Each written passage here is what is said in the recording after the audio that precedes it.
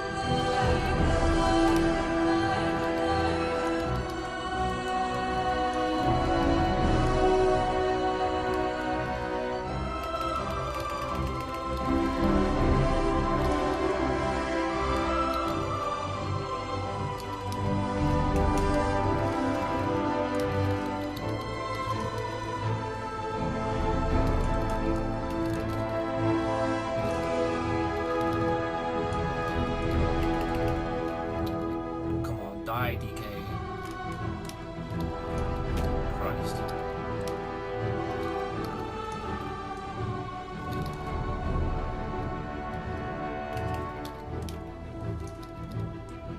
Get it.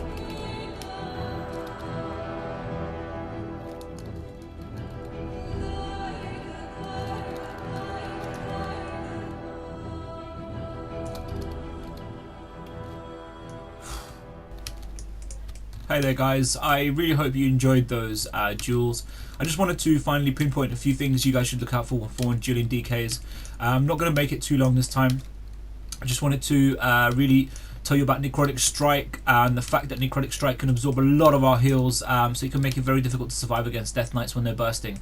I would say the most crucial factor in this fight is definitely going to be spatial awareness. They are melee, of course. They've got their death grips and they've got their various different asphyxiate, for example, which is a ranged stun. If they didn't have that, they would have a silence. So you guys have got to really be careful about where you are and what abilities they can use whilst you are far from them. Now, obviously, as you saw from my videos, the most useful thing that I found in terms of beating Death Knights is to use your roots, as I will demonstrate here, coupled with your silence. This gives you about a 5 seconds time of them being unable to act whatsoever. They can't death grip you, they can't really use their shell, they can't do much apart from really trinket. Now, if you use this at the same time, it should give you enough time to actually build your orbs. It should give you enough time to be able to actually do some real good damage, or just survive really the burst of the Death Knights. Another good thing about roots, guys, above anything else, is that it can obviously root down the pet, which means the pet cannot stun you. It can also, for example, even root down the gargoyle that the Death Knights have, and it really just makes a lot of difference. The other crucial thing, probably the most important, is body and soul, guys. Make sure you always have body and soul available to yourselves when you're shielding yourself, to make more room between you and the Death Knight, to ensure that you always have that just a little bit more space, so that they would be out of range to do anything to you. Definitely when you're bursting, use your silence, and always whatever. I mean, Death Knights, guys, really should not be a challenge. Whatever you're going to use against them in terms of DPS, whether it's Solace and Insanity, Mindbender, or From Darkness Comes Light. As you've seen today, I've used Mindbender simply because I think sometimes they have a little bit too much CC, especially with the winter ability they have that freezes you in place, and I thought maybe if I can't get away. However, I just use Mindbender as a bit of a test as well, to see if I was able to really do some more damage, and it does really do a lot of damage whether I'm CC'd or not. But guys, you know, Death Knights usually find it very hard against us. So even being as a melee class, even being in, you know, as powerful as they may be in Unholy, or as good as Necrotic Strike is as an ability, it still should be, the favor should be in our hand. I mean, it should be really simple for us to just kind of kite, and the most crucial thing is kiting. It's using your body and soul to get away from melee range. If you do that, you should be very, very good against surviving the burst, which is the most important thing really, and then just re-putting on your own burst, and always wait for the Death Knight to burst you first before you do him, because you'll be able to do a lot more passive damage for your dots, and he will look to basically try to stop you from healing and such, and try to pin you down just to set up his own burst. Once he's done that, once his burst is out of the way, once you've survived it, if you've survived it without using your dispersion, you've already won the fight. If you have used your dispersion, don't worry about it. You've still got your Vampiric Embrace, which is very, very important.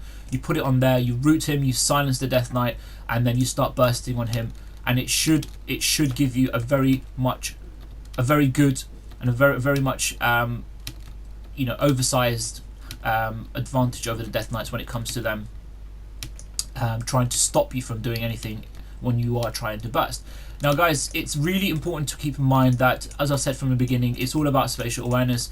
So if I'm going to be silencing and rooting, I need to use body and soul to get out of range, and what I would usually do is I would get out of range to about 30 to 35 yards, where I can still cast, for example, from here, but it's still far enough from the Death Knight that he can't use the majority of his abilities, apart from maybe Death Grip. Now with Death Grip, let's just say I'm being Death Grip towards the Death Knight, and I come all the way close up to melee range here.